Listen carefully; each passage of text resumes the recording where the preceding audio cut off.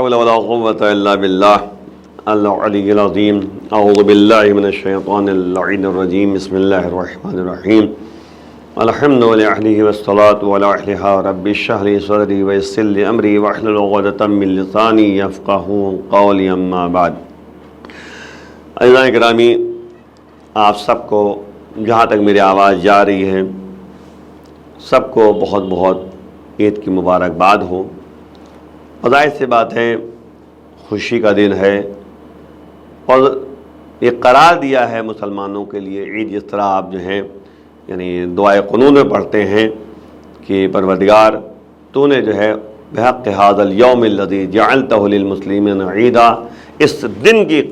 کا واسطہ کہ جس دن تو نے جو ہے مسلمانوں کے لیے عید قرار دیا ہے۔ تو اچھا عید کہتے کسے ہیں؟ خوشی کا دن ہے۔ تو مولا نے جو ہے ایک جملہ بیان کیا ہے کہ کل یوم لا یعصی اللہ فہو عید، جس دن جو ہے اللہ کی نافرمانی نہ ہو وہ عید کا دن ہے، خوشی کا دن ہے۔ اب اس میں جو ہے قابل غور بات یہ ہے کہ انسان جو 30 دن روزہ رکھ چکا ہے، 29 دن روزہ رکھ چکا ہے، اب عید منا رہا ہے، خوشی منا رہا ہے، تو ایک طریقے سے جو ہے اللہ یعنی اسے انعامات سے نواز رہا ہے کہ تم نے جو ہے اتنی یعنی عبادت کی ہے، اتنا روزہ رکھا ہے، تو تمہیں جو ہے کامیابی کی طرف جو ہے لے جایا جا رہا ہے۔ اور اگر آپ غور کریں تو سورہ شمس اور سورہ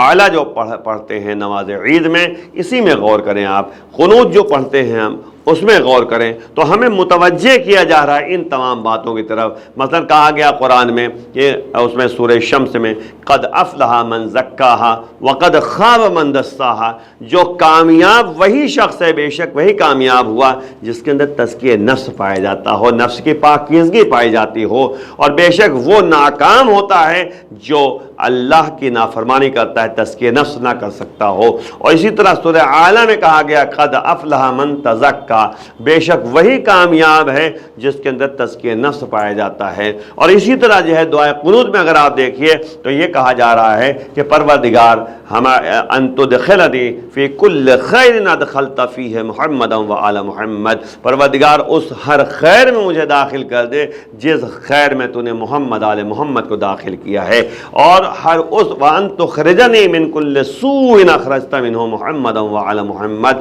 اور ہر اس برائی سے ہم کو دور رکھے، جس نکال دے، باہر کر دے، ہر برائی سے، ہر بدی سے، ہر یعنی نافرمانی سے دور کر دے، جن برائیوں سے تو نے محمد علیہ محمد کو دور رکھا ہے، نکال دیا ہے۔ تو اب ظاہر سی بات ہے ان تمام باتوں کو پیش نظر رکھا جائے تو ایک بات یہ ہے کہ تزکیہ نفس جو ہے یہی جو ہے کامیابی کے بہترین دلیل ہے، اور کامیاب وہی شخص ہو سکتا ہے جس کے اندر تزکیہ نفس پایا جاتا ہے۔ اچھا تزکیہ نفس کیا ہے؟ تزکیہ نفس یہ ہے کہ جو محمد آل محمد نے انجام دیا ہے اسے ہم انجام دیتے رہے، اور جن امور کو جو ہے اہل محمد آل محمد نے انجام نہیں دیا ہے اس سے ہمیں دور رہنا ہے، یہی تزکیہ نفس ہے۔ قرآن نے بھی جو ہے ہمیں متوجہ کیا ہے کہ کامیاب کون حضرات ہیں، یہ بھی توجہ کرنے کی ضرورت ہے نا بھائی۔ سورہ مومنون جو کہ واقعاً جو ہے تفسیر جو ہے آپ کے سامنے پیش کی جا چکی ہے، آپ یوٹیوب پہ دیکھ سکتے ہیں، تو اس میں جو ہے باقاعدہ سورہ مومنون میں جو ہے کامیاب کون حضرات ہیں ان کو تذکرہ کیا گیا ہے۔ بس مختصر سے آپ کے سامنے کہا گیا قد افلح المومنون، بے شک مومنین ہی کامیاب ہیں، فلاح پاتے ہیں، الذین هم فی صلاتہم خاشعون، یہ وہ افراد ہیں جو اپنی نمازوں میں خاشع ہوتے ہیں، خشوع خضوع جو ہے ان کے اندر پایا جاتا ہے۔ تو اگر آپ غور کریں تو قرآن کریم میں بہت سے گروہوں کو کامیاب کے عنوان سے جو ہے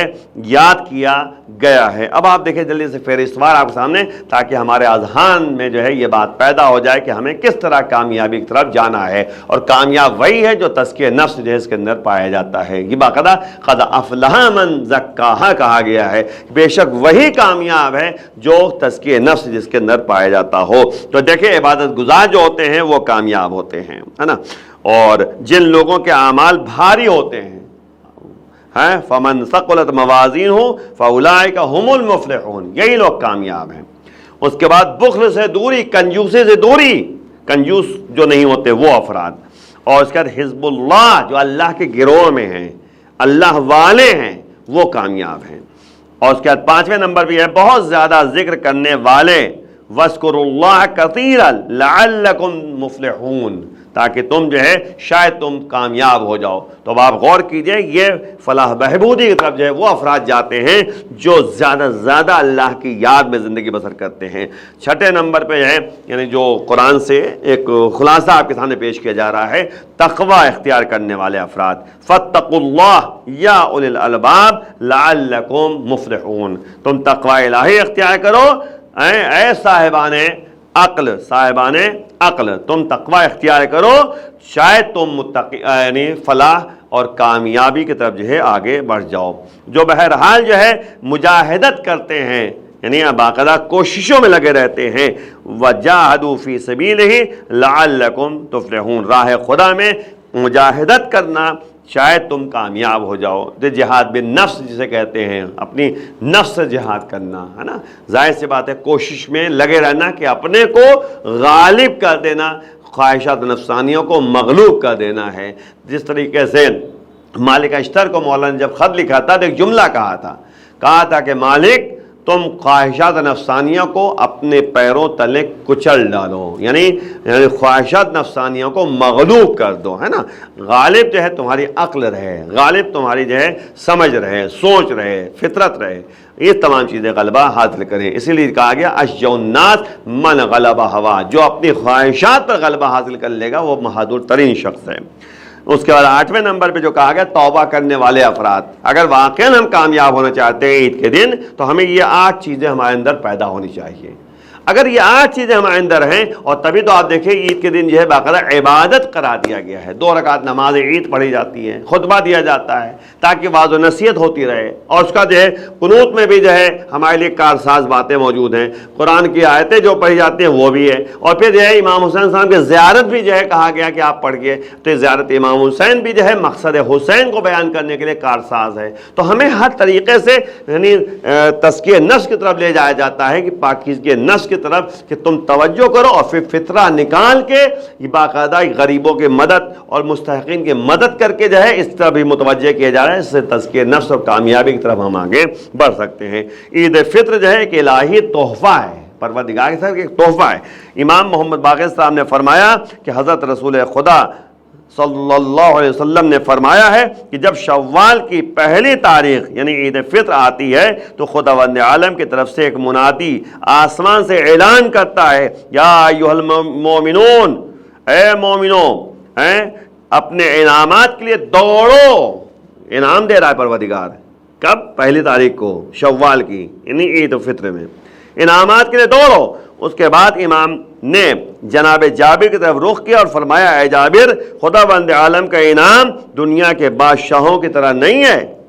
آج انعام پانے کا دن ہے۔ امام مجتبیٰ علیہ السلام جو ہے نے عید فطر کے دن کچھ لوگوں کو دیکھا کہ ہنستے ہوئے، ہے نا، کچھ لوگوں کو دیکھا ہنستے ہوئے کھیل میں مشغول ہیں، تو آپ نے اپنے ساتھیوں سے فرمایا، خداوند عالم نے رمضان المبارک کو مقابلے کا میدان اپنی رحمت اور رضا حاصل کرنے کا ذریعہ قرار دیا ہے، جن میں سے بعض لوگ کامیاب ہوئے ہیں اور بعض لوگ ناکام ہو گئے ہیں۔ تعجب ہے ان لوگوں پر جو اس جزا کے دن جو ہے خوشی منانے اور کھیل کود میں مشغول ہیں۔ اب آپ غور کیجئے، صرف یہ ہے کہ مثلا بتانے کا مقصد یہ ہے کہ اللہ کے لیے کام انجام دو، بیہودہ کام نہ کرو۔ بھائی ظاہر ہے نمازیں پڑھنے کے لیے کہا گیا ہے، اس کا جو ہے ایک دوسرے سے ملنے کے لیے کہا گیا ہے، ملاقاتیں کرنے کے لیے کہا گیا ہے، اور زیارت امام حسین صاحب پڑھ کے جو ہے مقصد حسین کو سمجھنے کے لیے کہا گیا ہے، اور ایک دوسرے کی مدد کرنے کے لیے کہا گیا ہے۔ یہ سب مسئلہ ہے۔ حضرت امام رضا علیہ السلام نے فرمایا کہ خداوند عالم نے روز فطر کو اس وجہ سے عید قرار دیا تاکہ مسلمانوں کو ایک جگہ اکٹھا کریں، ہے نا، اور وہ سب خداوند عالم کے احسان و نعمتوں کی وجہ سے اس کی تعظیم اور تمجید کریں، لہذا وہ دن روز عید اور اجتماع کا یعنی اکٹھا ہونے کا دن اور زکوٰۃ فطرہ اور خدا کی طرف جو ہے رغبت اور اس سے دعا و مناجات کا دن قرار دیا ہے۔ دیکھا کتنی اہمیت ہے اس کے بارے میں، اور اس حدیث مبارکہ میں اس عید اور نماز عید کے فلسفے کو مندرجہ ذیل نکات میں بیان کیا جا سکتا ہے۔ نمبر 1، عید کیا ہے؟ آپ غور کریں، عید کیا ہے؟ اجتماع اور ایک عظیم الشان جلسہ، زکوٰۃ فطرہ کی ادائیگی اور غریبوں کی مدد، خدا کی طرف رغبت اور رجحان، عید کا مطلب یہ نہیں ہے کہ آپ جو ہے کھیل کود میں اور خوشیوں میں صرف لگا دیجئے، خدا کی بارگاہ میں تضرع و گریہ بھی ہے۔ ظاہر سی بات ہے اس دن جو ہے یعنی آپ کو دعائے ندبہ پڑھنے کے لیے کہا گیا ہے، یہ مستحب ہے کہ عید کے دن آپ دعائے ندبہ پڑھیے۔ دعائے ندبہ کیا ہے؟ ندبہ مناتا ہے گریہ، یعنی امام اس زمانہ سے فریاد کرنا۔ دعائے ندبہ پڑھ کے امام سے رابطہ، اللہ سے رابطہ، فریاد کرنا، یہ سب جگہ عید کے دن جو ہے قرار دیا گیا۔ نہیں، عبادتوں کا دن بھی ہے اور اللہ سے قربت کا دن ہے، اللہ سے انعامات لینے کا دن ہے، اور اس کے بعد جو ہے تربیت گاہ بھی ہے، قیامت کی یاد بھی ہے۔ نماز عید فطر میں تربیت کا ایک پہلو یہ بھی ہے کہ اس اجتماع اور نیاز مندی کی حاضری اور بغیر چھت کی عبادت گاہ، یعنی کہا گیا ہے، اب دیکھیے یہ بھی کہا گیا ہے کہ آپ جو ہے نماز عید کہاں پڑھیے؟ کھلے میدان میں پڑھیے، ہے نا۔ اب ظاہر سی بات ہے کہ اب ایسا نہیں ہے کہ کھلے میدان کہیں مل جائے، لیکن بہرحال اگر کہیں مل جاتا ہے تو انسان وہاں پہ کھلے میدان میں پڑھے، لیکن جو ہے مسجدوں میں ہے کوئی مسئلہ نہیں ہے۔ لیکن اس طرح سے بھی ہے کہ کھلے میدان میں عام طور پہ جو ہے پڑھنے سے فائدہ یہ ہوتا ہے کہ ایک قیامت کا منظر سامنے نظر آتا ہے کہ وہ قیامت کے دن بھی جو ہے انسان کو اسی طریقے سے انسان کیا کرے گا؟ انسان خدا، قیامت اور رحمت الہی کی ضرورت کا احساس کرتا ہے، اور قیامت کا منظر اس کے سامنے مجسم ہو جاتا ہے اس کے ذریعے، جو بغیر چھت کی عبادت گاہ میں جو ہے انسان جو ہے عبادت کر رہا ہے۔ ایک روایت میں بیان کیا گیا کہ مولا کائنات نے روز عید فطر کے خطبے میں لوگوں سے خطاب کرتے ہوئے فرمایا، اے لوگوں، آج کا دن ایک ایسا دن ہے جس میں نیک لوگ انعام پاتے ہیں اور برے لوگ نقصان اٹھاتے ہیں۔ یہ روز قیامت کے دن سے بہت زیادہ مشابہ ہے۔ قیامت میں تو یہ ہوگا نا کہ کچھ لوگ جو ہے نیکیوں کی بنیاد پر جزا پائیں گے اور کچھ لوگ جو ہے برائیوں کی بنیاد پر سزا پائیں گے، تو اسی طرح یہاں پر بھی جو ہے آپ کو یعنی عید کے دن جو ہے یعنی باقاعدہ یعنی انعامات سے نواز رہا ہے پروردگار۔ اور یہ بھی غور کیجئے گا آخر میں ایک جملہ کہتے ہوئے کہ امام رضا علیہ السلام فرماتے ہیں، اگر کسی مومن کی قبر کی زیارت کے وقت 7 مرتبہ سورہ انا انزلنا کی تلاوت کی جائے تو میت پر بھی اور اس کی قبر کی زیارت کرنے والے پر بھی خداوند عالم کی طرف سے رحم و کرم و بخشش کی بارش ہوتی ہے۔ تو اب ظاہر سی بات ہے کہ ان تمام باتوں کے پیش نظر ہمیں کہ آج کے دن عید کے دن جو ہے ہمیں باقاعدہ مردوں کے زیارت لے بھی جانا چاہیے، مردوں کو یاد کرنا چاہیے ان کے۔ اسی لیے کہا گیا ہے، رسول فرماتے ہیں کہ زر القبور تذکرو بہل آخرہ، یعنی تم قبروں کی زیارت کرو، وہ قبر جو ہے تمہیں قبروں کے ذریعے جو ہے زیارتوں کے ذریعے جو ہے تمہیں آخرت یاد آ جائے گی۔ تم یاد کرو گے کس کو؟ زیارت کر کے آخرت کو یاد کرو گے۔ تو بہرحال ان تمام باتوں پہ پیش نظر ہمیں عید میں مردوں کے لیے بھی تحفہ لے کے جانا ہے، یعنی باقاعدہ جو ہے سورہ فاتحہ قبر پہ جا کے پڑھ لے، مرد نہیں جا سکتا گھر سے پڑھ دے، ایک ثواب جو ہے کہتے ہیں وہاں تک پہنچ جائے۔ عید کے دن انعامات خود انسان کو ملے گا، نوازا جائے گا انعامات سے، اور پھر اس کے ذریعے جو ہے مردوں تک رہے۔ اور اسی لیے کہا گیا کہ 7 مرتبہ سورہ انا انزلنا آپ پڑھیے قبر کے اوپر جا کر۔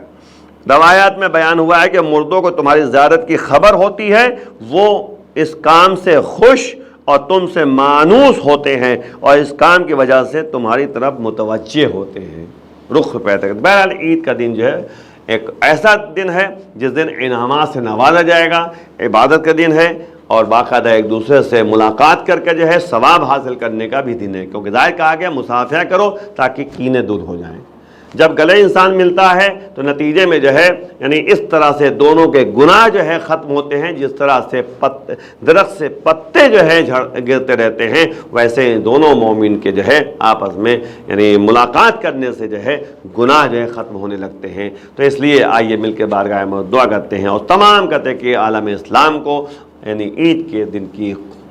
خوشی کی مبارکباد ہو، اور انشاءاللہ تمام مومنین کو اللہ انعامات سے نوازے، اور ہم سب جو ہے ایک دوسرے کے لیے دعا کریں اور ایک دوسرے کے لیے جو ہے ہمدردی کریں، اور تاکہ اللہ ہم سب پر مہربان ہو جائے اور رحمتوں کے سائے میں ہم زندگی بسر کریں۔ مل کے بارگاہ میں دعا کرتے ہیں، پروردگار بحق زہرا و ابیہا و بالہ و بنیہا ہم سب کے گناہوں کو معاف فرما، جو افراد پریشان حال کی پریشانی دور فرما، امام کی آوان انصار میں شمار فرما، پروردگار امام کے ظہور میں تاجر فرما۔ وآخر دعوانا الحمدللہ رب العالمین، والسلام علیکم ورحمۃ اللہ وبرکاتہ۔